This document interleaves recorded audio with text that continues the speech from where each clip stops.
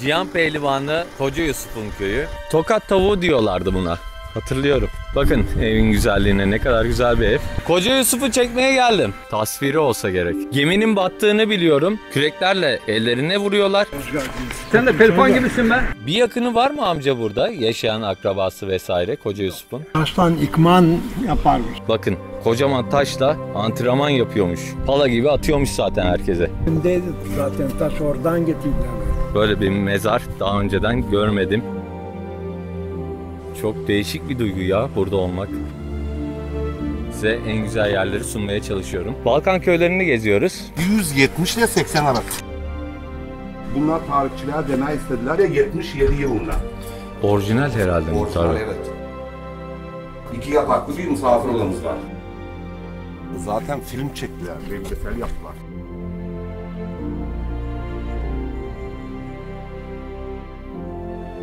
Destan gibi hayat bakıyorsunuz. Güreşçilerin hiçbiri sultanın aslanının karşısına çıkmaya cesaret edemiyor diyor. Filiz Nurullah çırağıymış aynı zamanda. Pınar'ın baş pehlivanları. Naim Süleymanoğlu da geldi buraya.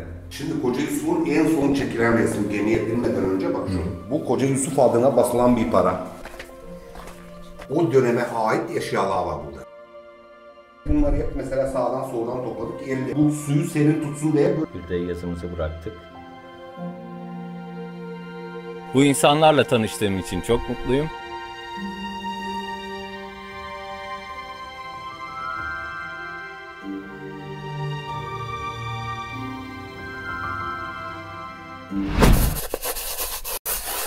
Let's go buradan herkese selamlar dostlar. Bugün Şumlu Çerna köyündeyiz. Yani Karalar köyünde. Çok özel bir köy.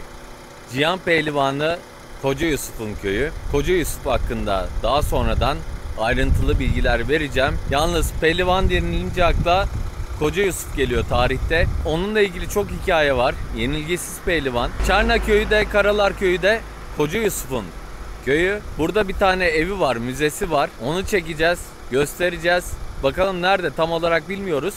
Burası Şumlu'ya bağlı fakat Razgrad'dan da çok yakın. Razgrad köylerini çektik, bitirdik. Bütün istekleri yerine getirdik. Hiçbir köye atlamadık. Bunun gururu var, mutluluğu var üzerimizde. Gün batımında Çerna köyünü, Karalar köyünü, Koca Yusuf'un köyünü görüntülemek istiyoruz. Ve karşımda Balkanların kurdu Sayın Rahip Bey var. Ondan da birkaç cümle almak istiyorum. Bugün burada tarihi bir yere geldik, Koca Yusuf'un köyüne. Herkese buradan çok selam ve bol kazançlar diliyorum. Teşekkür ediyoruz Balkanların kurdu. Her zaman yanımızdasın. Büyük güçsün, mutluluksun, her şeysin. Her zaman varım. Hadi bakalım. Dinamo gibi güç devam ediyor. Devam etsin inşallah. Haydi let's go. Tabelanın oradan köye giriş yaptık. Gördüğünüz gibi Bulgaristan'da bol bol yemiş var.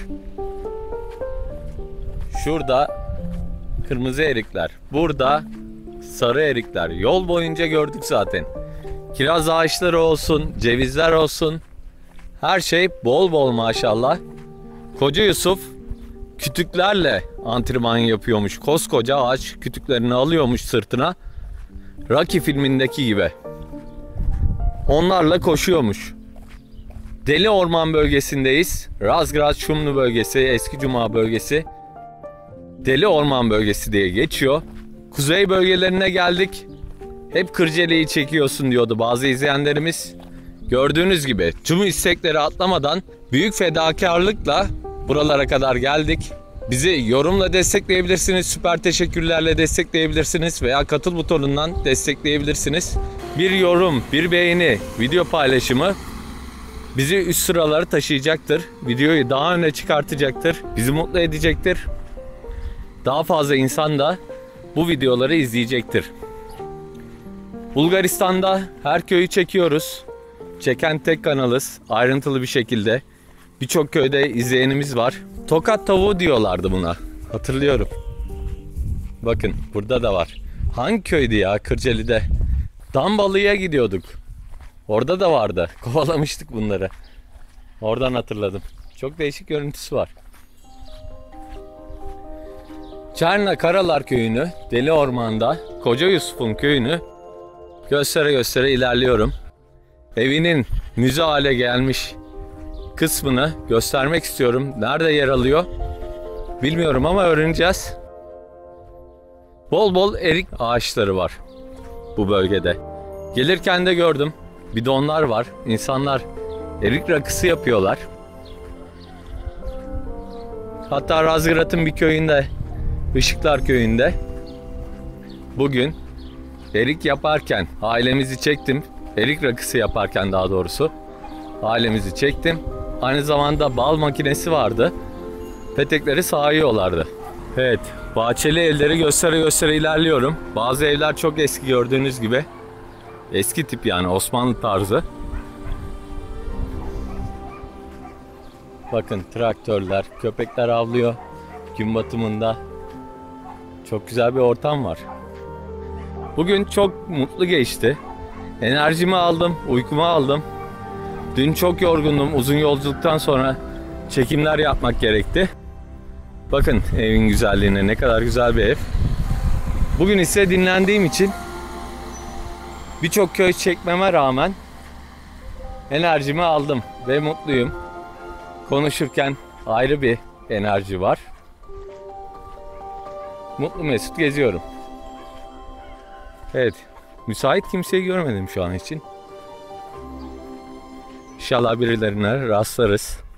Bakın bahçelere ekmişler ağaçları.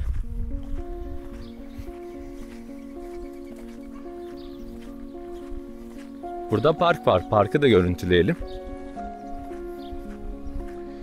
Şunlar neymiş? Hayvanlar için mi acaba? Öyle gidiyor. Sol tarafa gidiyor. Küçük bir köy değil Karalar Köyü.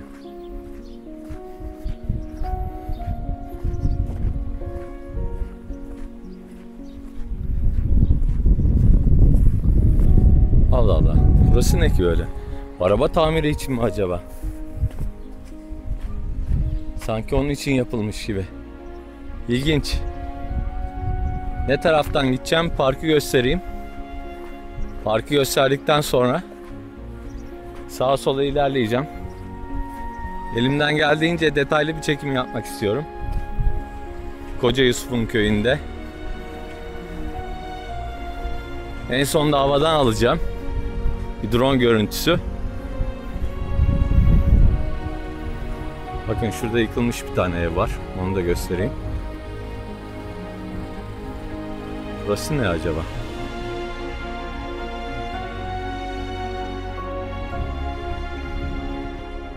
Ha, bir tane abimiz var. Soralım bakalım. İşte pehlivanın mezarı mı acaba? Anıtı mı? Şuradan bir girelim bakalım. Korkunç Yusuf da diyorlarmış ona. Fransa'ya gittiğinde oranın en büyük pehlivanını 15 saniyede devirmiş. Merhabalar abi, nasılsın, iyisin? Koca Yusuf'u çekmeye geldim. Çekeyim bakayım. Evet, anıtı görüyorsunuz. Şurada camimiz de var, onu da görüntüleyeceğiz. Evet. Herkesi alt ettiği için, bir de görünüşü nedeniyle Korkunç Yusuf da demişler. Burada Bulgarca yazıyor. 1856 1898 diyor. Bakın, Yusuf'un tasviri olsa gerek. Kel Aliço vesaire de var gerçi. Onlar da bu bölgelerden çıkmış.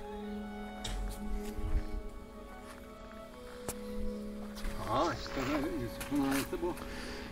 Kel Aliço da olabilir baba. Yusuf mu? Onlar da bu bölgelerden çıkmış ama Yusuf olabilir bu. Görüntüye baksana zaten hani. Adam Yusuf diyor işte, öyle bak. Yusuf mu diyor? Tabii. Yusuf. Orada Görüntüye bakın yani. 1858. Ile 98, 56 ile 98 arası. 1898. Hodina. Kursunu da okuyayım.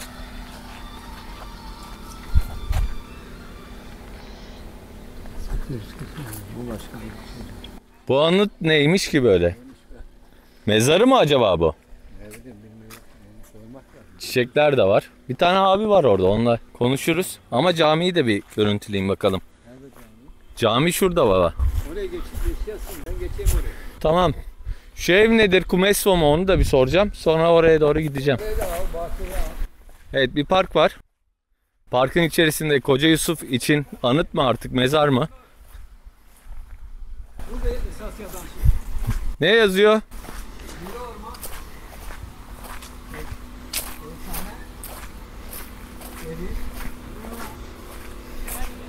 Ne yazıyor burada, gel. Ha, Koca Yusuf diye yazıyor. Türkçe'de yazıyor orada. Bakayım. Koca Yusuf 1856, ölümü de 1898. Koca Yusuf 1856, doğum tarihi 1898, ölüm tarihi diyor. Atlantik Okyanusu'nda vefat etmiş. Onu okumuştum. Amerika dönüşü sonrası orada da birçok müsabaka kazanıyor. Altınlarla dönüyor. Geminin battığını biliyorum. Battıktan sonra filikalara tutunmak isterken insanlar koca cüssesi nedeniyle filikayı batıracağını düşünüyorlar. Küreklerle ellerine vuruyorlar. O şekilde hayatını kaybediyor diye biliyorum. Şurada göstereyim. Burada da yazıyor. Deli Orman'ın efsanevi dünya güreş şampiyonu. Dünya güreşi seninle tanıdı. Bulgaristan Şumlu Karalar ailesi ismini saygıyla anar demiş. Onun için yapılmış bu anıt. Allah rahmet eylesin. Onun için geldik zaten buralara. Evet baba, bakıyorsun cüssesine. Baktım. Tam bir pehlivan yani. Cihan pehlivanı. Güreşi onunla tanıdı hakikaten dünya. Oraya da gideceğiz amca. Senden bilgi alabilir miyiz? Gidelim.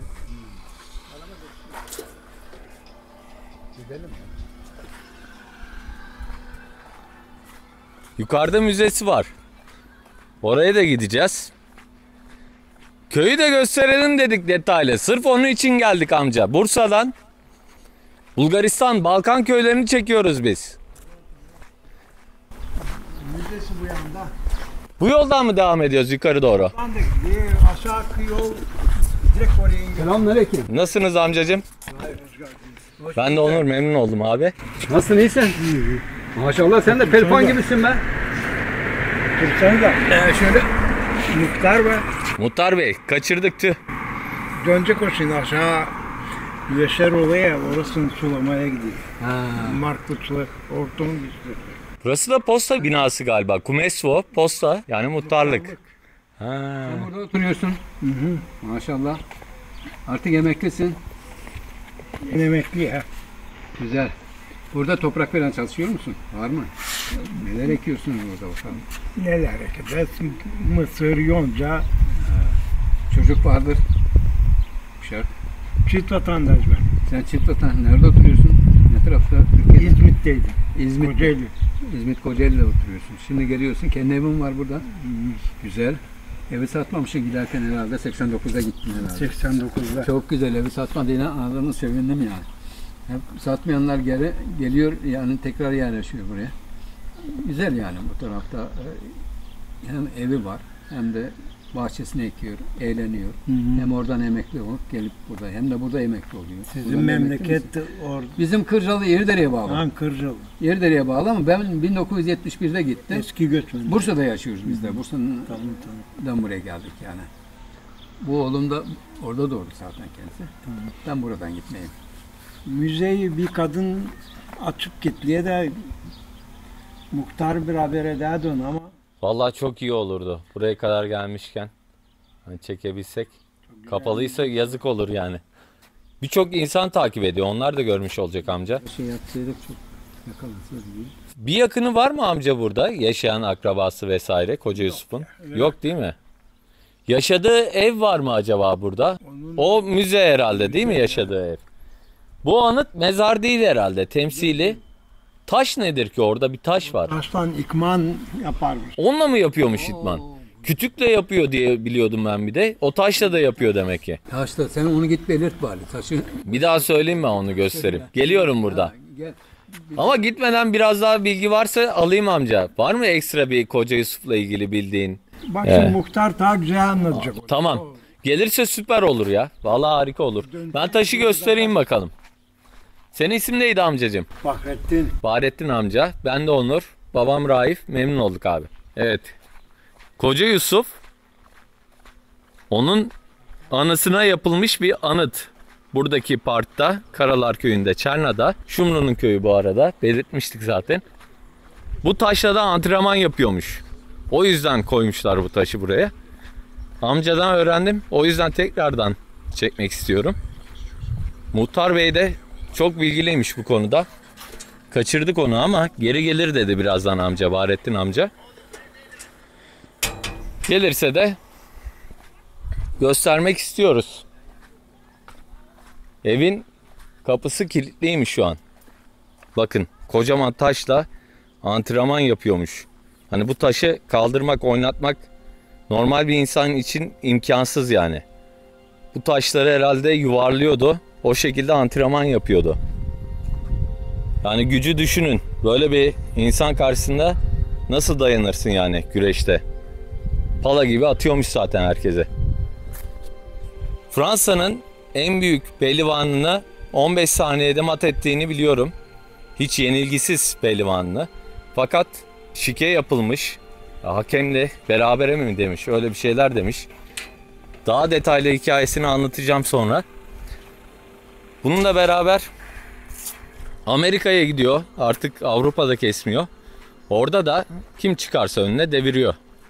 Amerikan minder güreşini öğreniyor. Orada da herkesi yeniyor. Zaten dönüşte vefat ediyor.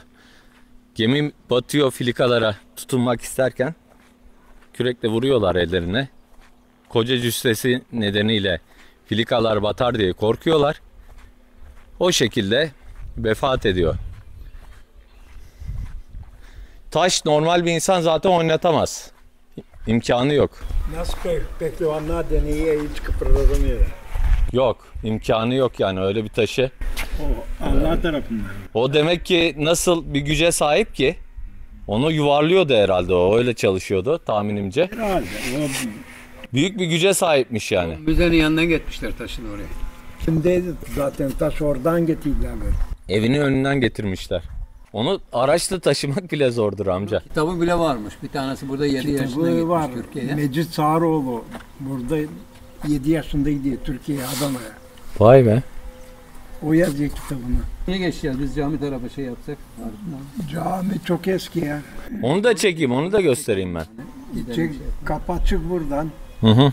Onu gösterecektim ben. Ben de geçeyim oraya. Gel bakalım bir. Bir bakayım. Baharettin amca, Muhtar Bey gelirse, durdurursa hemen geliyoruz. Buradayız zaten. Bekleyelim onu. Görmek istiyorlar. YouTube kanalı varmış diye söylersin. En büyük kanal bizde şu an. Çok teşekkür ediyoruz Baharettin amcacığım. Görüşürüz zaten yine. Muhtar Bey gelir birazdan herhalde. Evet. Çok güzel oldu. Çok güzel yere geldik. Harika bir yer ya. Cihan Pehlivanı. Koca Yusuf. Yenilgisiz. Şikeyle yendik demişler. Sadece onu biliyorum. Ben şuradan gireyim, camiyi göstereyim baba.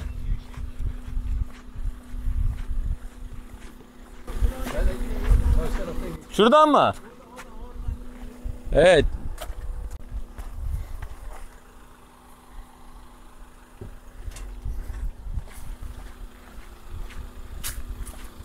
Camiyi de gösterelim. Cami de epey eskiymiş, tarihiymiş. Böyle yerler her zaman çekilmez.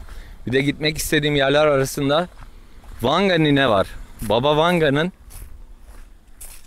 biliyorsunuz en ünlü kahinlerden. Bulgaristan'ın ve dünyanın. Baba Vanga. Nostradamus gibi bir şey. Mezarlığa bakın arkadaşlar, ne kadar eski bir bölgedeyiz. Yani böyle bir mezarlık görmedim yani. Çok şaşırtıcı. Yanında da bir tane ev var. Yakın. Bakın, mezar taşları çok eski. Cami de bayağı eskidir. Sadece tadilat yapılmış gibi. Ama böyle bir mezar daha önceden görmedim.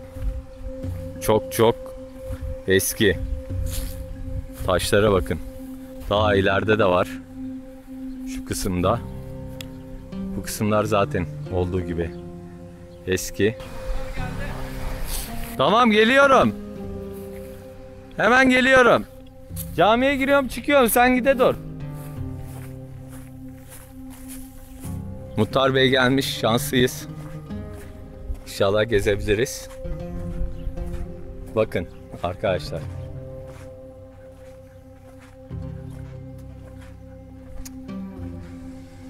Neler gelmiş, neler geçmiş.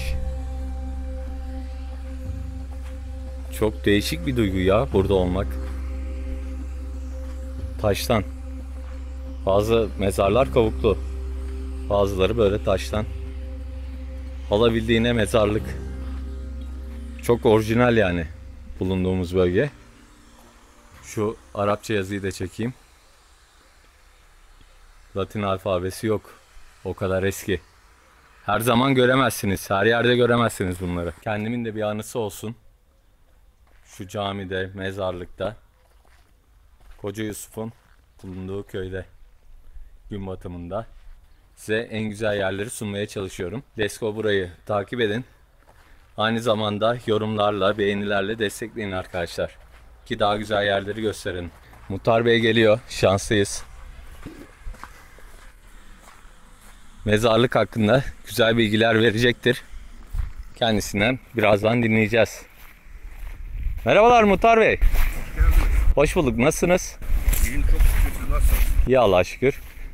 Balkan köylerini geziyoruz. Hoş geldiniz. Hoş bulduk abi. Buyurun. Çok ilginç bir cami. Hiç böyle bir şey görmedim ömrü hayatımda. Cami çok eski bir cami. Osmanlı'dan kalma.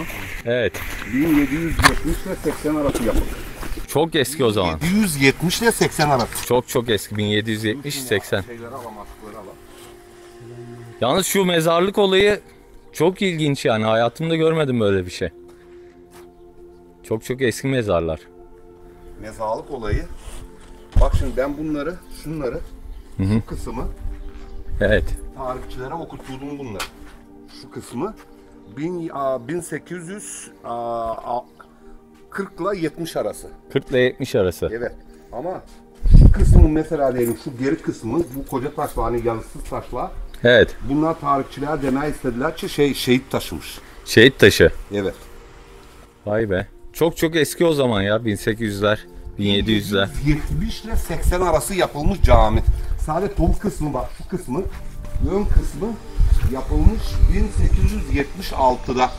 Daha zaten Osmanlıca herhalde, Arapça Evet. duruyor. Bak o zaten şu kısmın yazıyor orada bak. Orada o taşta yazmışlar onu. Halk Orayı çektim. Halk tarafından yaptırılmış 1876 ile 77 yılında. Evet arkadaşlar, büyük bir tarihe tanıklık ediyorsunuz. Muhtar Bey şimdi kapıyı açıyor caminin. Ne kadar ağırdan iyi insanlarla karşılaştık. Hep beraber gezelim bakalım.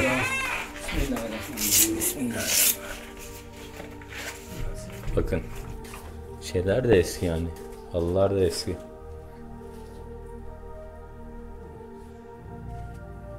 Çok eski bir camiye giriş yaptık. İçinde gösterme şansına ulaştık. Sağ olsun Muhtar Bey kapıyı açtı bizlere. Şunlar orijinal herhalde Muhtar Bey. Evet. Değil mi? Yalnız duvarlarına kaplama yaptık. Tamir ettik acık. Evet. Sadece duvarlarda Ama biraz. duvarlar bunlar bak 1 metre bu duvarlar. Dış tarafı taş, iç kısmı kerpiç. Kerpiçten. Evet. Vay be.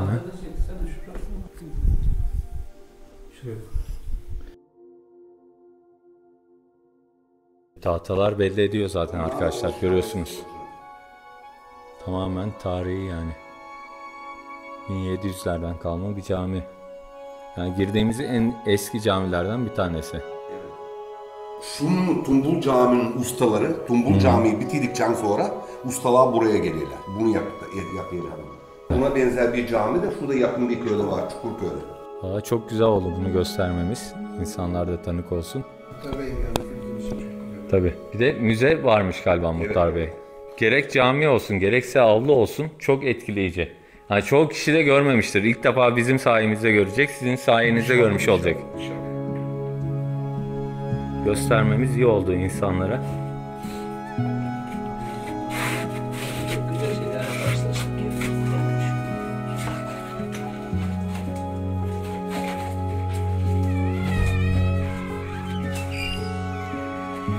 Fahrettin abi anlattı. Aşağıda bir tane anıt var Muhtar Bey. Evet. Orada kayada O Antrenman yapıyormuş galiba. antrenman taşı o şeyin Koca Yusuf'un antrenman taşı. Evet. Orijinal o da. Yakını yokmuş herhalde köyde yaşayan şu an. Var. Var mı? ama Pek ilgilenmeyelim. Mesela onun Koca Yusuf'un yeğeninin torunları var köyde. Yaşayan. Baya yakın o zaman. Yakın. Ha gelin bak bunu. Burası sonradan mı oldu Muhtar Bey yoksa? Sonradan yaptım. Buraları da gösterelim arkadaşlar. Caminin diğer kısımlarını. Epey bir ilgilenmişsiniz yalnız. Her yerde pırıl pırıl maşallah. Elinize sağlık. Her yer muazzam. Biz herhangi bir zamanda geldik bu arada arkadaşlar. Haber etmedik yani. Muhtar Bey'i şu an rastladık. Her yerde tertemiz, çok güzel gördüğünüz gibi. Şimdi Ağustos'un sonunda her yıl Koca Yusuf'un adına yağlı güleri düzenliyoruz burada. Şurada aşağıda girişte tanımadınız mı? Sağ tarafta şey var orada, stat var bizim. Haberim yoktu. Giderken bakarsınız. Ben onun orasını sulayı yerim de o yüzden günde 2-3 kere geriye. Söyledi zaten Bahrettin abi. Dedi o sulamaya gitmiştir dedi.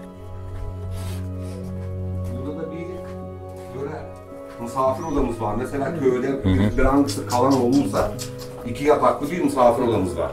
Daha önceden bizim köylerde de hep öyleydi. Ben 1971'de gittim muhtarım Bulgaristan'da. Bizim caminin yanında da aynı şekilde cami. Şimdi hayretten oda var, cami odası var. Burasında hayretten yaptım böyle mesela diyelim. Bak gir oraya yok zarar o kadar şey. Çıkarma. Rahat edemeyiz. Mesela bir hangisi kalırsa çarşafı, yorganı şeyi hepsi mesela 2 kişilik şey var orada.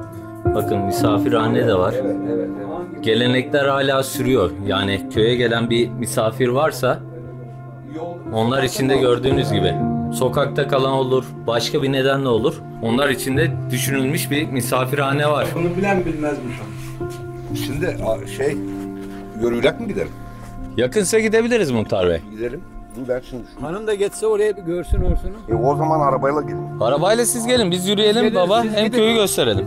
Dur ben şimdi sadece şu şeyi bayanı arayayım. Orada bir eleman var, o elemanı arayayım da. Tamamdır. Ben geçerim oraya tamam. Tamam aykırı olmasın. Osmanlı gelenekleri hala sürdürülüyor. Dışarıda kalan herhangi bir kişi varsa, yolcu olur veya misafir olmak zorunda olan bir kişi varsa misafirhane de var. Onu da çektik. Gayet düzenli ve temiz duruyor. Tarihe tanık olduk hep beraber.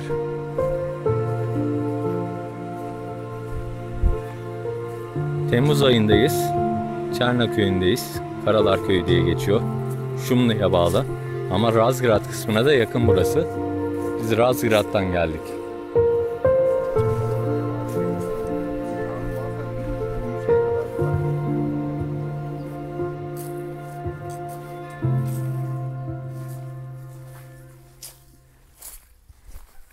Biz o zaman seninle buradan gidelim. Burasını çektin mi? Orayı çektim Muhtar Bey. Ha, o Kağıcı'daki orası muhtarlık. Orayı da çektim. Muhtarlık binası da çok güzel. Şık, temiz. Bahrettin abi orada gördük zaten, oturuyordu. Evet. Baba buldurur herhalde orayı. Burada bizim araç. Fadıl abi. Sen ona söyleyiver to köprüden, buradan da gidebilecek ama bu aşağı köprüden geçiversin. Arabanın içinde Bahrettin abi. Muhtar Bey sizin isim neydi? İsmail. İsmail Bey. Kaç hane yaşıyor İsmail abi? Şimdi hane olarak 80 değil 82 hane var. 82 ama nüfus olarak aşağı yukarı 380 civarında. 380 gene az değilmiş yani. Değil. Ama çoğu gidip geliyordur herhalde Avrupa'ya veya Türkiye'ye. Nüfus olarak 500'den yukarı. Evet. Ama mesela diyelim dışarı çıkıyorlar, şunu oraya, bunu oraya. Böyle daimi yaşayan mesela diyelim 380 civarında. Güzel, gene iyiymiş yani 380. Köyün kendi kreşi var mesela diyelim. Ha, aktif olarak çalışıyor Aktif kreşi. olarak, evet. Okul var mı böyle, ortaokul, lise? Okul yok. Okul yok. Okul yok. Çünkü yok, bizim buralarda nüfus biraz azaldı. Şöyle de çekebilirsin cami. Evet, böyle de göstereyim arkadaşlar. Mezarlıkla beraber camimiz. Gerçekten çok ilginç. Yani kendi adıma böyle bir cami ilk defa çekiyorum. Böyle eski mezarlarla. Eski, bir de bakımlı da çok. Çok da bakımlı. Her yer bakımlı. İçerisini de çektik zaten. Hep beraber tanık olduk. Koca Yusuf'un evine doğru gidiyoruz. Müze haline gelmiş. Orayı da göstereceğiz. Merhabalar, kolay gelsin. Nasılsınız, iyisiniz? Yaklaşık olarak 300 metre falan herhalde, değil mi? Evet. Burada da mezarlar var. Daha devam ediyor. Bunları görmemiştim. Bakın arkadaşlar.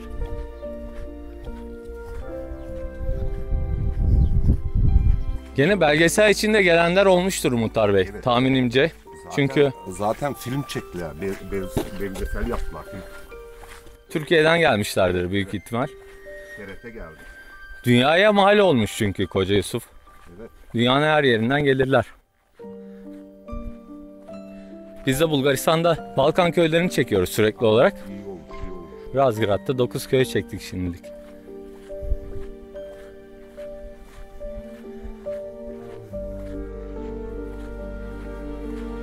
Başka bir özelliği var mı tarihsel köyün? Başka pehlivan var mı mesela? Kel, Aliço vesaire vardı. Onlar bu bölgeden Yok, değiller onlar herhalde. Değil bunlar. Onlar Şimdi başka. Bu bölgeden Filiz Nurullah. Filiz Nurullah, ha? Onu da duymuştum. Filiz Nurullah o pehlivanların en büyüğü. 2 metre 14 santim boyu var. Oo, 200 kilodan fazla.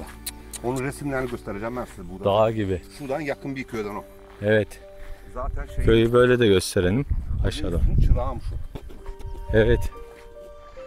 2 metre 14 santimetre devasa bir boy. 14 santim boyu var. Bir de onlar iri yarı tabi. Tabii. Zaten Koca Yusuf'a Korkunç Yusuf da diyorlarmış hani görüntüsüyle. Evet. Neler gelmiş neler gitmiş Muhtar Bey. Evet. Buralardan. Deli Orman bölgesi zaten pehlivan üreten bir yer gibiymiş o zamanlar. Şu an çıkıyor mu peki pehlivanlar? Yeni. Yok şimdi. Şimdi para kısıntısından mesela devlet de pek ilgilenmiyor şeylerle. Evet. Böyle güreşçilerle. O zamanlar daha gözdeymiş herhalde bu pehlivanlık. Merhabalar. İyi günler. Hoş bulduk. Evvel mesela halk tarafından da böyle çok destekleniymiş pehlivanlar. Mesela yiyeceğini, içeceğini. Saygı görüyorlarmış yani. Köyde bir de dikkatimi çeken çok erik ağacı var. Çok. Girişten itibaren kiraz, erik. Maşallah. Her şey bol.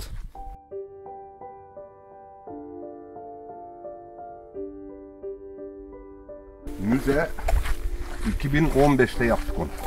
9 sene oluyor. Zaman tabii geçiyor. Dün gibi hatırlıyoruz 2015'i ama zaman da geçti. 9-10 sene de az değil.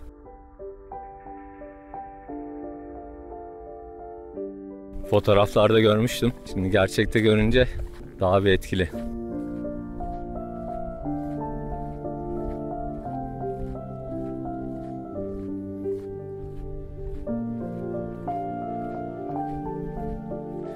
Evet arkadaşlar, Koca Yusuf'un Çerna yani Karalar Köyü'ndeki müze haline gelen evine geldik. Size de gösteriyoruz. İkonik resmi vardır onun. Pala bıyıklı böyle. Resmini de gösterelim. Hani şöyle durun, sizi de alayım. Fotoğraf da alırım videodan. Siz de gelebilirsiniz. Siz de geçin. Bir anı kalsın yani. Şöyle gösterelim. Çok da güzel. Hatta şöyle telefonla ayrıca da alayım. İnsanlar görsünler. Çok güzel çıktı. Evet, tarihi bir ana tanıklık yapıyoruz. Heyecanlıyız. Koca Yusuf'un müze haline gelen. Merhabalar abla. Merhaba, hoş geldiniz. Geçin. Hoş bulduk. Evine geldik. Evi miyiz? Evet, Koca Yusuf'un evi. evi müze haline gelmiş yani 2015'te bu hale getirmişler. Koca Yusuf Müzesi. Adana Büyükşehir Belediye Başkanı Hüseyin Sözlü tarafından yaptırılmıştır. 06.09.2015 diyor. Sağ olsun katkılarından dolayı ona, Muhtar Bey'e, emeği kimin geçmişse herkese teşekkür ederiz. Bir tane anıt görüyorum. Resimlerde de görmüştüm. Çocuklar da düşünülmüş bu arada. Gördüğünüz gibi. Sol tarafta bir tane oyun parkı var. Evde çok görsel duruyor bu arada. Tipik bir Osmanlı evi.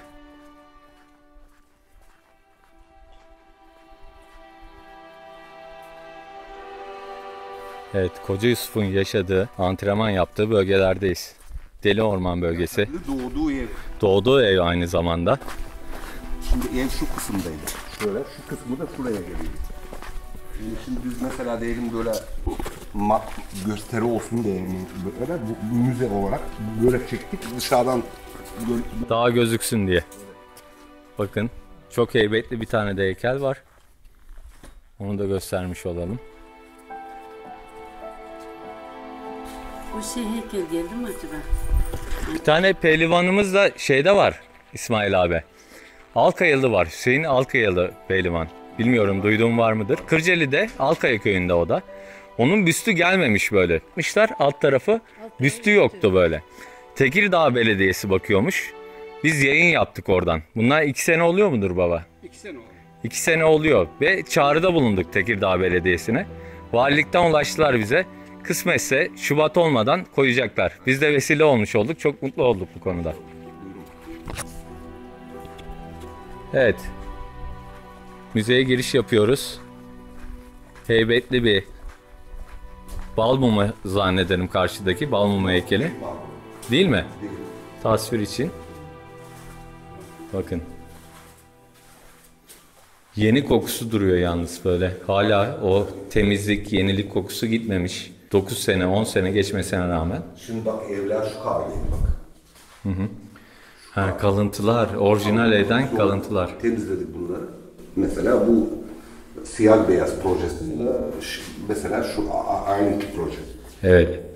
Yalnız Koca Yusuf'un elinde bak şu yok mesela değil. Şu kısmı. Şöyleydi. Aynı böyleydi evler. Evet. Bu mesela müdür odası, bu da mescit. Yaptık oraya. Bir anlısı gelip mesela bazı insanlar merak ediyor.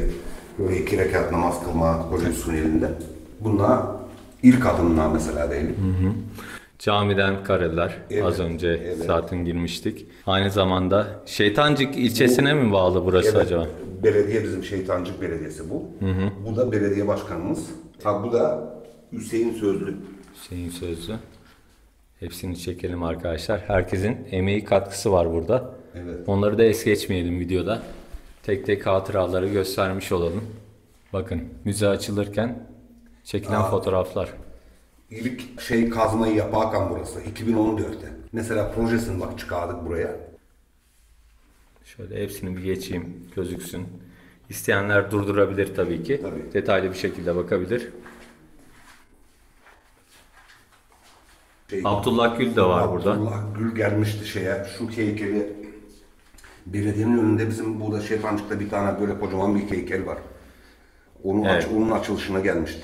Abdullah Gül bu arada Bulgaristan'a Tuzluk bölgesine de Solişte'ye de gelmişti. Oradaki cami açılışına zannederim gelmişti. Abimiz anlatmıştı, orada röportaj yapmıştık. Buradan Tuzluk'a da selamlar olsun. Fotoğrafları bir bir gösterelim bu şekilde. Burada da Koca Yusuf'un hayatı bu tablolarda. Şu beyaz tablolar onun hayatını anlatıyor. Destan gibi hayat bakıyorsunuz. Dört bir yanda çocukluk, gençlik yılları, çıraklıktan kalfalığa mandaları kapıştırmış. 450 kiloluk ipman taşı diyor.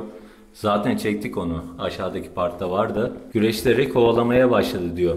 Bunları bir bir şu an çekiyorum. Daha sonradan okuyacağım. Çok da zaman kaybetmek istemiyorum. Güreşçilerin hiçbiri sultanın aslanının karşısına çıkmaya cesaret edemiyor diyor.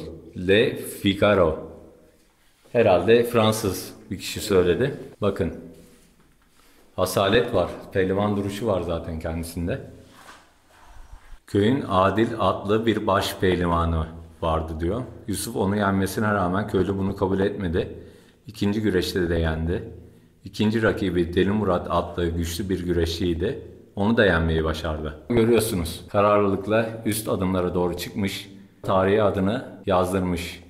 Hafız pehlivanla kapışmış. Karalara dönüş, Balkanların acımasız pehlivanı diyor. Evet, bunları bir bir çekiyorum. Daha sonradan yazacağım. Kendim de anlatacağım. Güreşçilerimiz Yusuf'un ölüsünü bile yenemediler diyor. Evet, Amerika'ya gittiğini duymuştum. Tam yanlış bilgi de vermek istemiyorum. Zaten dönüşte olmuştu. Minder güreşini öğrenmişti. Kırkpınar diyor. Kırkpınar'da zaten olmazsa olmaz. Orada çok başarısı var. 1877-78 Osmanlı-Rus Savaşı nedeniyle Kırkpınar güreşleri yapılamamıştı. Evet, buradan devam ediyor. Buna bakıyoruz. Böyle çekiyorum. Detaylı bir şekilde okuyabilirsiniz arkadaşlar. Çok var hayat hikayesi. Resimleri göstereyim özellikle sizlere. Güreş aleminin İskender'i, Napolyon'u geldi. Fethedecek yeni dünyalar arıyor. Evening World, New York World diyor. Buradaki Buradaki bununla bağlantısı yok. Kırkpınar'ın hikayesi. Kırkpınar'ın ayrı hikayesi. Evet. Onu da şöyle göstereyim. Hafızamızda bulunsun. Yiğitlerin harmanı Kırkpınar yağlı güreşleri. Bunlar mesela diyelim hep şeyler Koca Yusuf'un zamanından baş pehlivanlar. Bak şu Filiz Nurullah. Çok iriymiş o. Şimdi bak bu pehlivan şimdi böyle ufak gözüküyor ama o Sigu da benden de büyük. Ama bu bak daha ne kadar büyük. Küçücük kalıyor evet yani. Bu yakın bir köyden şuradan. Evet yakın bir göstereyim. 2 metre 14 santimetreymiş. Evet. İsmail Bey bana bildirdi. Yani Filiz Nurullah çırağıymış aynı zamanda. Koca Yusuf'un. Onu da bilgi olarak verelim. O da çok ünlü bir pehlivan bu arada. Buna rakip bulamazmışlar. Büyük adam o çok. Evet. Görüyorsunuz zaten hani karşınıza böyle bir rakip çıksa ne yaparsınız bilmiyorum yani. Çoğu kişi de kaçmıştır eminim yani. Altın kemerli baş pehlivanlar bunlar diyor. Şeyler mesela Kırkpınar'ın baş pehlivanları. Evet. En son yaşayan efsane Ahmet Taşçı. Ahmet Taşçı. Bunlar da mesela Kırkpınar ağaları. Evet. Şimdi şu adam bir vakitte bu evler mesela bu Koca Yusuf'un evleri yanmıştı. Yandıktan sonra geliyor bu adamlar buraya Hüseyin Şahin'le Alperi Yazoğlu bir de Mehmet İriş diye bir adam. Geliyorlar bu evlerin yerini satın alıyorlar. Aldıktan sonra o zaman belki de muhtar da karşılamamış onları. Onlar da kendisi yabancı vatandaş olduğunu başka birinin üstüne devrediyorlar o evleri. Sonra çok büyük problemler yarattı o adam da bize. Evet. Evleri gerisi gereği yeniden bize parasını da sattı. Vay be. O bizim Bulgaristanlı olan. Şimdi, bayağı bir şeyler gelmiş geçmiş abi. evet şu kısmet de Ahmet Taşçı'nın en son giydiği kısmet. Evet onu da yakından göstereyim arkadaşlar. Bu şekilde çekeyim.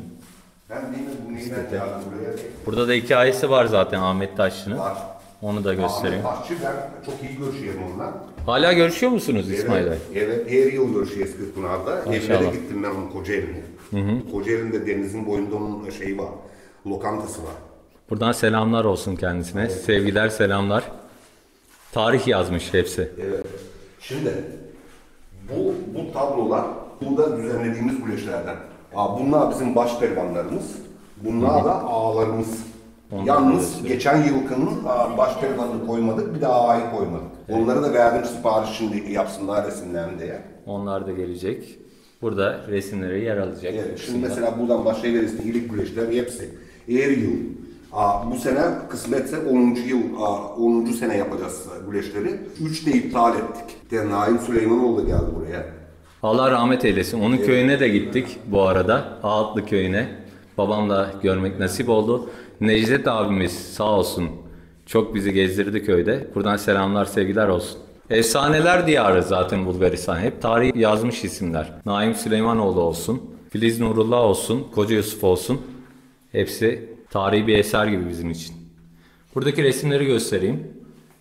Koca Yusuf'a ona bir eş çıkmamış dünyada. Şimdi böyle maniler yazmışlar. Mesela yazıyor Karalar'da vardı bir Koca Yusuf.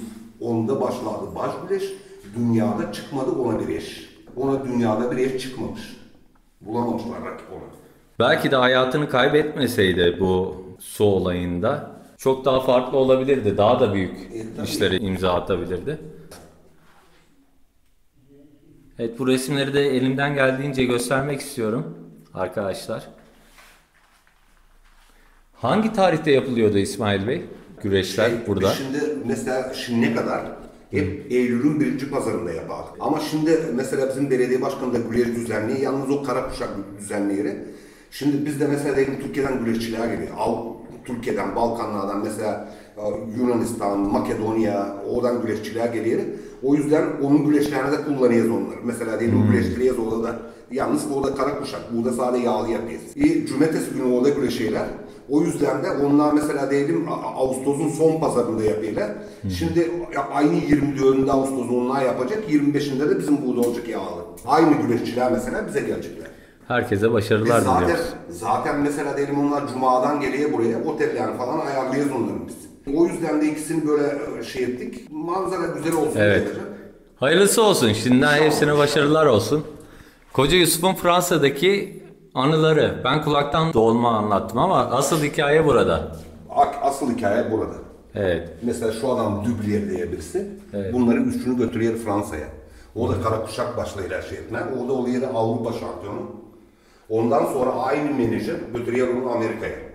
Burada da hikayesini şöyle hızlıca geçeyim arkadaşlar. Okuyabilirsiniz durdurup da. Net bir şekilde. Fotoğraflar da var. Beck Olsen diyor. Anthony Pierre. Şu Anthony Pierre'yi çok duymuştum bu arada. O da belki orasının şampiyonu. mesela. Şampiyonu. Bir şike de yapmışlardı Yusuf'a ama tam şu an hatırlayamıyorum orada. Ha, Paul Pons'u çok duydum ben bir de. Paul Pons kaçmıştı ondan korkup. Evet. Öyle biliyorum. Bir şike yapmıştı hakem de. Hani yenilgisiz bu arada ama Yusuf'un karşısında duramıyor tabii ki. Evet. Burayı da çektik. Türk sanki rakibiyle eğlenmek veya seyircilere güreş göstermek istiyor gibiydi. Yalnız bu resmi bilemeyeyim şimdi, ben birisine verdim projesini, o yaptı onu ama bu resim bence uyduğuma bir şey. Hayali olabilir o zaman biraz tasvir Tabii gibi. olabilir de. Şimdi Koca Yusuf, sen burasını çek de ben... Koca Yusuf Amerika'da diyor. Avrupa'da büyük ün kazanınca aynı menajer dedi zaten İsmail abimiz. Amerika Birleşik Devletleri'nden organizatörler onu New York'a davet ettiler. Antonio Pierre ve Dobler ile birlikte ABD'de gitti. Yani Amerika'ya gitmiş. Burada da hikayeyi göstereyim arkadaşlar size. Evet, net bir şekilde görmüş olduk. Şimdi Koca Yusuf'un en son çekilen resmi gemiye binmeden önce bak şu. O ikonik zaten abi. Bu da yazıyı mesela İngilizce mi, Amerikanca mı neyse yazarsa. Bunun tercümesi şurada bak. Şurada. Bu ülkede yaptığı 33 karşılaşmada yendiği sporcular arasında George Bodner de vardı. Yaptığı güreşlerde yenilmemesi ve heybeti dolayısıyla Amerika'da kendisine The Terrible Türk, Korkunç Türk ünvanı verilmiştir. Anlatmıştım Korkunç Türk'ü ama ayrıntıyı bilmiyordum. Bu tamamlayıcı oldu. Çok güzel oldu. Burada da gözüküyor hikayeler arkadaşlar. Yunan Heraklides ile New York Madison Square Garden'da 3 dakika sonra kendine gelen Heraklides ile hakem kararı ile tekrar güreşe başlayan Yusuf bu defa onu 23 saniyede tuş etti diyor. Mükemmel bir rakam. Hani görüyorsunuz burada. Bu da gemi. Laburgu. Bu gemi batmış herhalde İsmail Evet, abi. evet. Sonra filikaya tutunurken oluyor. Başka bir gemiyle, bir gemisine. Mesela şunu taşıyan bir gemiyle yapıyorlar. Çarpışıyor herhalde. Evet. Alabro, bir tane alabro. Burada bizim mesela derneğimiz var. Koca Yusuf Derneği. Onu da göstereyim. Yönetim kurulu burada. Evet. Maşallah çok güzel bilgilendirici bir müze olmuş. Çok detaylı yani. Her şey var Koca Yusuf'la ilgili. Her şey var. Güreşle ilgili de sadece Koca Yusuf da değil. Güreşle ilgili çok. Şimdi burada da mesela diyelim, bak ben bunu bu şeyden çıkardım. Bizim şunun da bir arşiv var. O arşivlerden çıkardım. Köyün yazıyor. Mesela zamanla nüfusu ne kadarmış, ne kadar kalmış. 1910 yılında 712 kişiymiş mesela arkadaşlar. En fazla 1946 yılı nüfusu 1264. Ne diyor? Kapitan Petko Belediyesi'ne bağlı. Görmüştük, geçtik oradan biz abi. Evet. Kapitan Petko'dan. 65 yılında da 754. Yine 1910'a yakın. Burada da görüyorsunuz zaten resimleri vesaire. Karalar Köyü'nde Koca Yusuf adı yaşatılıyor diyor. Burayı da gösterelim. Vallahi mükemmel oldu. Çok teşekkür ediyoruz İsmail abi. Ne demek? Çok değerli bilgiler verdin bize, sağ olsun. Burada bir tane madalya görüyorum. Bu Koca Yusuf adına basılan bir para. Bak şurasını okuyuverin, gözlem görmeyin. Evet, Koca Yusuf hatıra parası diyor. Türkiye Darphane tarafından basılmış o. 2011 yılında. Hayır, 2000 kaç? Bir yazıyor. Evet. Darphanesi tarafından basılan 1000 yılın Türklere hatıra para sergisinde o günün 7,5 milyon değerinde gümüş Koca Yusuf hatıra parası da yer aldı diyor. Kare'den almış, buraya hediye etti. Allah tebrik ediyoruz. Onu da yaşıyorsa çok selamlar olsun. Evet. Burada da görüyorsunuz resimleri vesaire. Çok süper bir müze olmuş İsmail abi. Şimdi burada da emeği geçen arkadaşların isimleri yazıyor burada. Teşekkürler diyor. Koca Yusuf Müze Evi'nin yapımındaki büyük katkısı nedeniyle Adana Belediye Başkanı Hüseyin Sözlü'ye Hoca Yusuf Müze Evi'nin yerinin temin edilmesi. Hepsi yazıyor arkadaşlar burada. Dekorasyonun yapılmasını sağlayan Alkomet sahibi Fikret İnce'ye çok çok teşekkürler olsun. Şeytancık Belediye Başkanı Nurettin İsmail'e, araştırmacı yazar Mecit Sağar'a, Karalar Köyü Muhtarı İsmail Ebazer'e, İsmail Bey'e biz de gönülden teşekkürler ediyoruz. Camiyi gezdirdi bize. Onun sayesinde gördük. Müzeyi açtı, gösterdi. Düzenlemesini de yapan, Evet. bak şurada ismi var. Edirne'den bir arkadaş. Koca Yusuf Müze Evi'nin alt kat dizayn dekorasyonu Evrim Duruptuna Evet. ve Ruhi Duruptuna tarafından yapılmıştır diyor. 6 Eylül 2015 tarihinde. Sağ olsunlar, var olsunlar. Yaşamış bir efsaneye çok güzel değer vermişler. Bakın ne kadar güzel de bir tablosu var. Koca Yusuf. Şimdi üst katı da var. Gelin buyurun. Evet. Etraf da çok güzel. Görsel yeşillik, çiçeklerle bezenmiş yani, görüyorsunuz. Orada da varmış. Muhtar Bey götürüyor.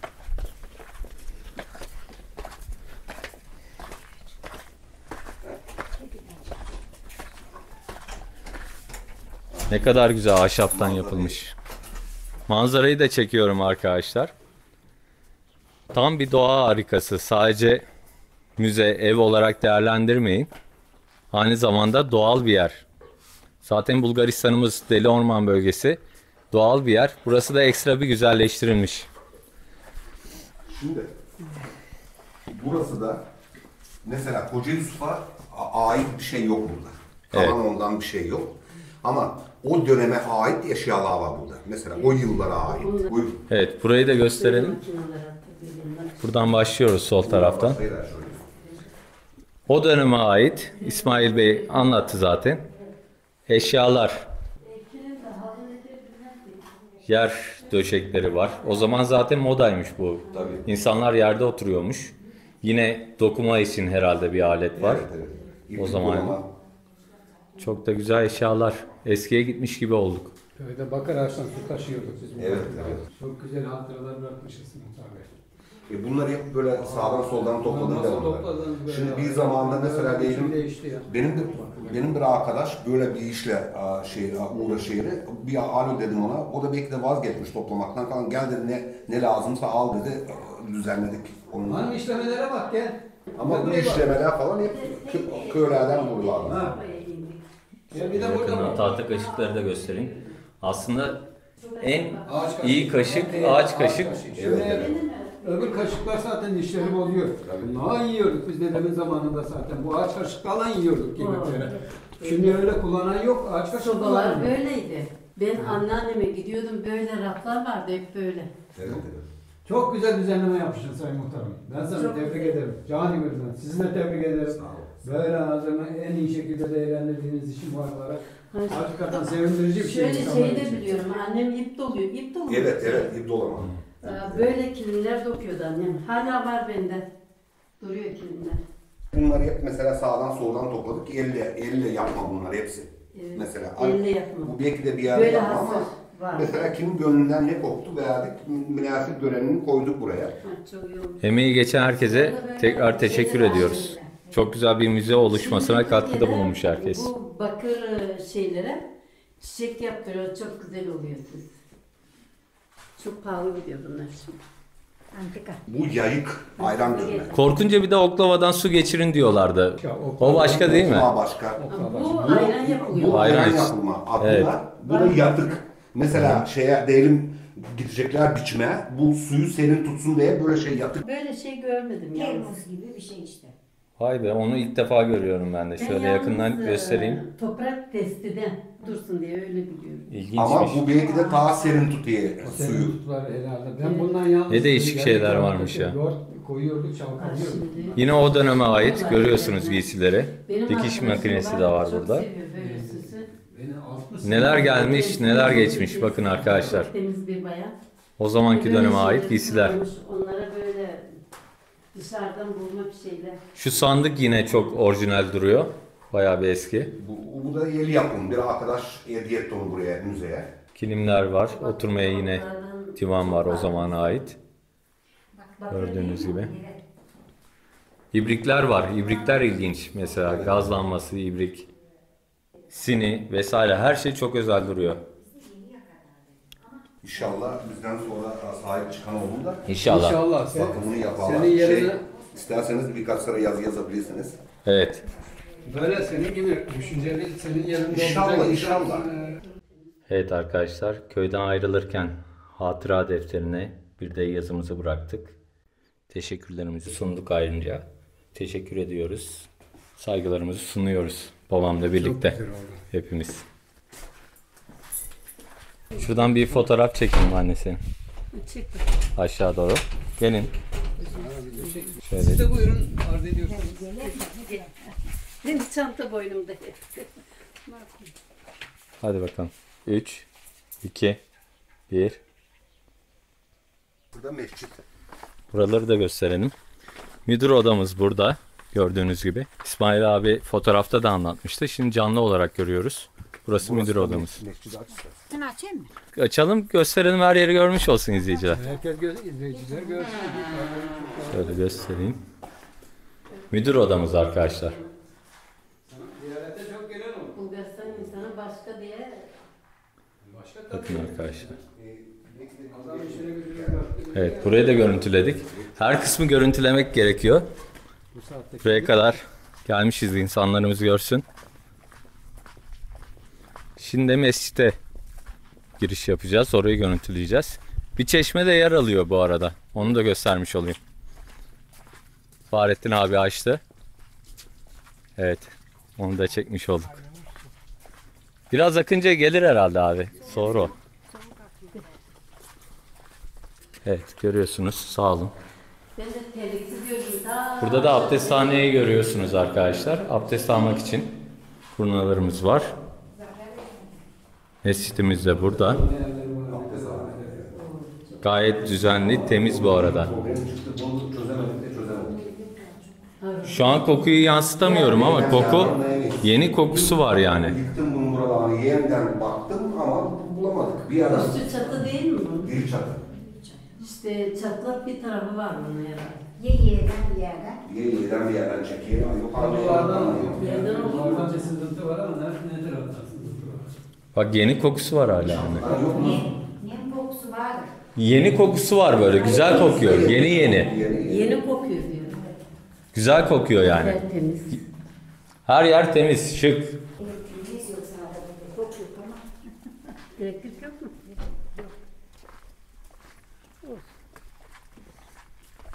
Muhtar Bey, havadan da gösterebilir miyiz müzeyi? Burayı. Drone'la.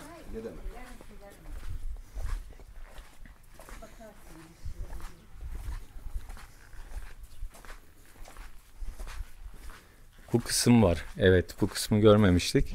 Burada tuvaletlerimiz var.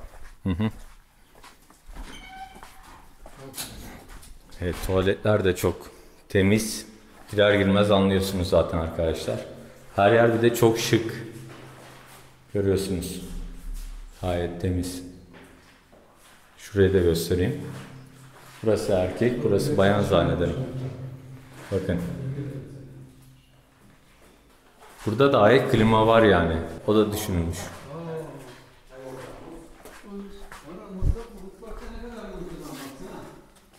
Çok güzel. Bak şofben ne var ne koymuşlar. Her şey var. O odayı alsana. Masa, sandalye. Şimdi bu mesela buradan çay yapıp burası böyle açıyız. Buradan veririz çay yapıp. Servis var yan tarafa. Çok güzel düşünülmüş. Klima da var. Burada benim bir odam var. Benim Ben servis yapıyorum. giydiğim yok çok daha sonra.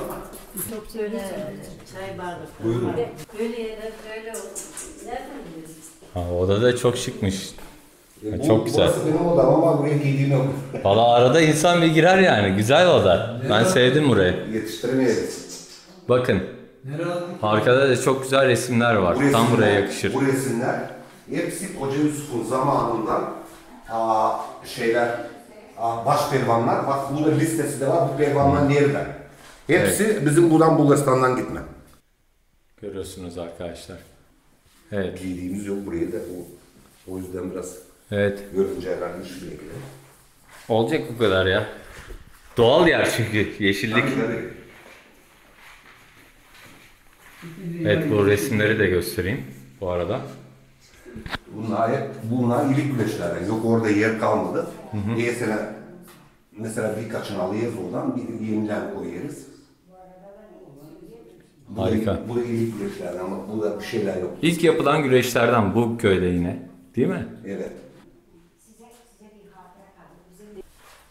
Oğlum bak. 10 liraya. 10 lira mı? Tamam, alalım. Size bir hatıra kalır. Çok güzel olur. Tabii ki. Boş zamanını doldurursunuz. Aynen. Okurken. Kesinlikle. Ben de Bu seneki baskı Kırkpınar'da basıyor onu birisi, Doğu Alper Yazoğlu dediğim adam. Bak şurasını oku bak onun şunu. Hey bre koca Yusuf, uyuyor musun? Tarihi Kırkpınar'da kıran kırana güreşler var. Duyuyor musun? Burada bir var biraz Seslenme. bizim buraya köy için yazılmış birkaç şey var. Alper Yazoğlu şu hani dedim sana evleri alan adam. Şu kısımda böyle bizim köy için. Kırkpınar Marşı'nın söz yazarı ve bestekarı Beyazıt Sansı hocamıza da rahmetle, saygıyla anıyoruz. 1998 yılında Bulgaristan Razgrad kenti Karalar köyündeki Koca Yusuf Pehlivan'ın evini bulup ziyaret ettik. O yıl Razgrad'da yapılan güreşleri izlerken çok şükür bugünleri de gördük diye gözyaşı döken aksakallı soydaşlarımızın yüzlerini unutmak mümkün mü? Daha sonra bir yangınla kül olan Koca Yusuf evini Hüseyin Sözlü'nün başkanlığı döneminde Adana Büyükşehir Belediyesi'nin ve Şeytancık Belediye Başkanı Nurettin İsmail'in desteğiyle ve bugünkü haliyle yeniden yapıldı. Müze olarak tefrişi içinde yine Ruhi Duruktuna'yı görevlendirmiştim. Karalar Köylü araştırmacı yazar Mecit Sağır'ın bu konudaki çabaları unutulmamalıdır. 2012 yılından beri yapılan, parantez içerisinde 2 yıl pandemi arası var. O yüzden tabii ki duraksama olmuş zannederim. Güreşler ve Koca Yusuf'un evi yoğun ilgi görüyor. Geçtiğimiz yıl 2023 güreşler yine Ağustos ayında yapıldı. Bir ay kadar sonra Koca Yusuf Güreşleri adıyla başka bir köyde ikinci defa yapıldığını duyduk. Geleneksel Güreşler Federasyonu bu kültür değerimizi siyasi amaç için kullanmak cüretini göstermiş. Koca Yusuf adını istismar etmekten çekinmemiştir. 2 senedir düzenlenen yağlı güreşler... Evet arkadaşlar, çekimlerimizi yaptık çok güzel bir şekilde, sağ olsunlar. Muhtar Bey, ablamız, Fahrettin abimiz çok destek oldular ve bu güzel çekimlerin onların sayesinde yaptık. Bu arada atladığımız bir ayrıntıyı söyleyeyim. İsmail abi belirtti. Yan taraftaki ev de Koca Yusuf'un ablasının eviymiş. Onu da belirtelim. Şu kısımda yer alıyor. Muhtar Bey, İsmail abi çok teşekkür ediyorum her şey için.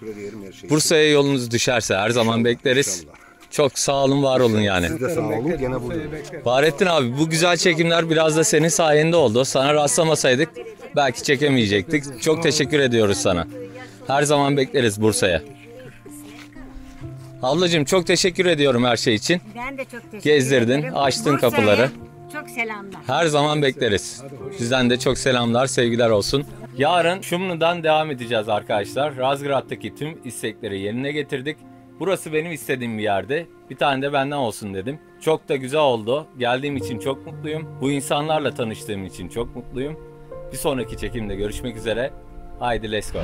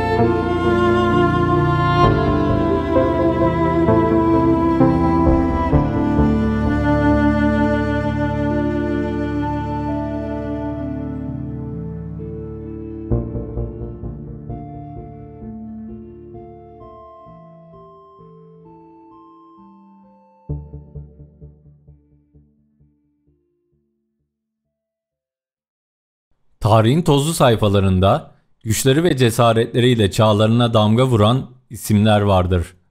Onlardan biri Deli Orman'ın kalbinden çıkıp önce Avrupa'yı sonra Amerika'yı titreten, adı anıldığında rakiplerinin dizlerinin bağını çözen bir devdi. Osmanlı'nın son koca pehlivanı, dünyanın korkunç Türk olarak tanıdığı Yusuf İsmail, yani Koca Yusuf. Hikayemiz 1857'de o zamanlar Osmanlı İmparatorluğu'na bağlı Şumlu'nun Karalar köyünde başlar. Yusuf, daha çocuk yaşlarda bile akranlarından ayrılan fiziği ve gücüyle dikkat çeker. Er meydanına adım atması uzun sürmez. Edirne Kırkpınar'da güreşirken dönemin ünlü pehlivanlarından Kel İsmail Pehlivan'ın çırağı olur. Kısa sürede Kırkpınar başpehlivanlığına kadar yükselir. Ancak onun kaderi sadece Osmanlı topraklarında değil, tüm dünyada güreşin seyrini değiştirmektir. 1894 yılı Koca Yusuf için yeni bir başlangıç olur. Fransız güreşçi ve menajer Joseph Dablier onun namını duymuş ve büyük bir potansiyel görmüştür.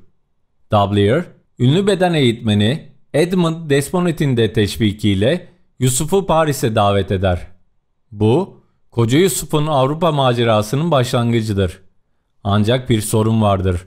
Avrupa'da popüler olan Greco-Roman güreşi Yusuf'un ustalaştığı yağlı güreşten çok farklıdır. Müzedeki panolarda da yazdığı gibi Koca Yusuf'un yeni kurallara adaptasyonu sorgulayıcı olmuştur. Anladık, belden aşağı tutmak, çelme, tırpan, sarma yok. Peki çapraz, boyunduruk, kurt kapanı, ense kemane var mı diye sorduğu rivayet edilir. Başlangıçta zorlansa da Koca Yusuf'un inanılmaz gücü, çevikliği ve öğrenme hırsı Greco-Roman stiline hızla adapte olmasını sağlar. Çok geçmeden Paris minderi yeni bir efsaneyle tanışır. Fransa'nın yenilmez denilen şampiyonu Sabes'i devirmesi büyük bir şok etkisi yaratır. Ardından dönemin en iyilerinden kabul edilen Pierre, Fenelon ve Paul Pons gibi isimlerle karşılaşır. Fenelon'u yendiğinde Fransız gazeteleri "Müthiş Türk, Fenelon'u paspas yaptı" başlığını atar. Pietro Dalmas'ın güreş okulunun en iyi temsilcisi Paul Fournier'ı 10 dakika gibi kısa bir sürede mağlup eder. Rakiplerine karşı acımasızlığı, müthiş kuvveti ve maçları domine etmesi ona Avrupa'da haklı bir şöhret ve Le Terrible Türk, yani Korkunç Türk unvanını kazandırır. Ancak bu şöhret tartışmaları da beraberinde getirir. Özellikle güçlü rakibi Paul Pons ile yaptığı güreşler olaylı geçer. Yusuf'un sert ve bazen kural dışı olarak görülen hamleleri, rakibini sakatlamanın eşine getirdiği iddiaları, hakemlerin müdahaleleri onun korkunç imajını pekiştirir. Bir keresinde sinirlenip "Bana bu kadar oyun yeter" dediği ve kuralları hiçe saydığı anlatılır. 4 Mayıs 1895'te Pons ile yaptığı rövanş maçı da büyük ilgi çeker ve gergin geçer. Korkunç Türk'ün Avrupa'daki fırtınası Atlantik'in diğer yakasına, Amerika Birleşik Devletleri'ne kadar ulaşır. Ünlü organizatör William Brady bu Türk devini Amerika'ya getirmek için büyük çaba sarf eder. 1897 sonu veya 1898 başında Koca Yusuf New York'a ayak basar. Amerikan basını onu büyük bir merak ve biraz da endişeyle karşılar. Güreş aleminin İskender'i geldi. Yeni Napolyon gibi başlıklarla onun gelişini duyururlar. Amerika'daki ilk büyük sınavı dönemin yenilmez Amerikan şampiyonu Ernest Rober'a karşıdır. 26 Mart 1898'de yapılan maç tarihe Rober'ın utanç verici kaçışıyla geçer. Koca Yusuf'un ezici gücü karşısında ne yapacağını bilemeyen Robert, maçın henüz başlarında ringi terk eder. Bu olay Yusuf'un Amerika'daki dokunulmaz imajını daha da güçlendirir. Seyirciler şaşkın, organizatörler ise hem memnun hem de biraz tedirgindir. Korkunç Türk'ün Amerika'daki zaferleri devam eder. Chicago'da dönemin bir diğer büyük ismi Evan Strangler, Lewis ile karşılaşır. Bu maç oldukça çekişmeli ve sert geçer. Sonunda Lewis, Yusuf'un gücü karşısında sakatlanarak çekilmek zorunda kalır. New York Madison Square Garden'da ise Antonio Pierri, namı diğer Yutan Herakles ile güreşir. Müzedeki kayıtlara göre Yusuf bu maçı 3 dakika gibi inanılmaz bir sürede kazanır. Ancak onun sert stili zaman zaman Amerikalı seyircilerden "Paul Fall, Türk'ü diskalifiye edin" gibi tepkiler almasına da neden olur. Menajeri Dablier'ın Yusuf'un yenilmezliğine o kadar güvendiği ki onu yenebilecek kişiye $300, o dönem için ciddi bir meblağ ödül vaat ettiği bile söylenir. Gambier, Pavi, Tom Cannon gibi diğer güreşçiler de onunla karşılaşmak için sıraya girer. Ancak çoğu minlerde onun gücüne dayanamaz. Amerika'da yaklaşık bir yıl boyunca fırtına gibi esen, büyük bir servet kazanan Koca Yusuf artık vatanına, ailesine dönme kararı alır. 1898 yılının Temmuz ayında Fransız transatlantiği La Bourgogn'a biner. Ancak bu dönüş yolculuğu efsanenin trajik sonunu hazırlar. 4 Temmuz sabahı Atlas Okyanusu'nda Sable Adası açıklarında yoğun sis nedeniyle gemi İngiliz yelkenlisi Cromarty Shear ile korkunç bir şekilde çarpışır. La Bourgogne hızla sulara gömülürken yüzlerce yolcuyla birlikte Koca Yusuf da okyanusun derinliklerinde kaybolur. Ölümüyle ilgili çeşitli rivayetler dilden dile dolaşır. Kimileri kazandığı altınları beline bağladığı kemer yüzünden ağırlık yapıp battığını söyler. Kimileri ise canını kurtarmak için filikalara binmeye çalışırken çıkan arbedede öldürüldüğünü iddia eder. Kesin olan şudur ki henüz 41 yaşında gücünün ve şöhretinin zirvesindeyken Koca Yusuf bu dünyadan ayrılmıştır. Koca Yusuf sadece 41 yıllık ömrüne Kırkpınar Başpehlivanlıkları, Avrupa ve Amerika şampiyonlukları sığdırmış, adını tarihe altın harflerle yazdırmış bir efsanedir. O, gücü, korkusuzluğu, pes etmeyen ruhu ve trajik sonuyla hem Türk güreşinin hem de dünya spor tarihinin unutulmaz bir sembolü haline gelmiştir. Korkunç Türk'ün mirası doğduğu topraklarda ve güreş meydanlarında nesilden nesile aktarılmaya devam etmektedir. İşte böyle dostlar. Deli ormandan çıkıp dünyaya meydan okuyan korkunç Türk Koca Yusuf'un hem gurur hem de hüzün veren destansı hikayesini birlikte izledik. Karalar Köyü'nde onun anıtının önünde dururken, o devasa taşı görürken anladık ki bazı insanlar sadece kas gücüyle değil, yürekleriyle de devleşirler. Gerçek pehlivanlık, minlerde sırtı yere gelmemek değil, hayata karşı dimdik durabilmektir. Koca Yusuf bunu başaranlardandı. Bu anlamlı yolculukta bize eşlik ettiğiniz için teşekkürler. Başka bir macerada, başka bir hikayede görüşmek üzere. Let's Go Bro'dan sevgilerle. Hoşça kalın.